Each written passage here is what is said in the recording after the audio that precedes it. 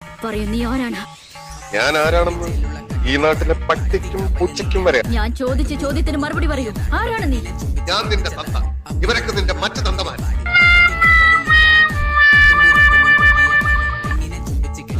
ഇവിടെ വന്നവരെല്ലാവരും എനിക്ക് ഉപഹാരങ്ങൾ തന്നു. നിങ്ങൾ മാത്രം ഒന്നും തന്നില്ല.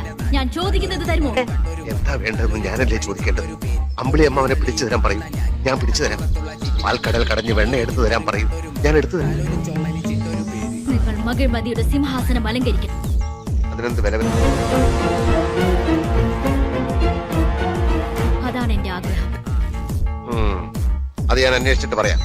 രാജകുടുംബത്തിൽപ്പെട്ട ആരെങ്കിലും മകിഴ്മതിയുടെ വിധിമുറകൾ ലംഘിച്ചാൽ കൊട്ടാരത്തിൽ നിന്ന് പുറത്താക്കപ്പെടും.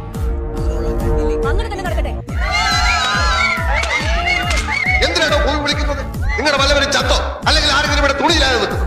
മേലിൽ ഇത് ആവർത്തിച്ചാൽ ഞാൻ ഇത് ഇടിച്ചു പൊളിച്ച് തീയിലിടും. അപ്പൊ പിന്നെ പപ്പായക്കറി ഇതുപോലെ ഒന്ന് ചെയ്തു നോക്കൂ. പപ്പടത്തിൽ പറയൂ, നീ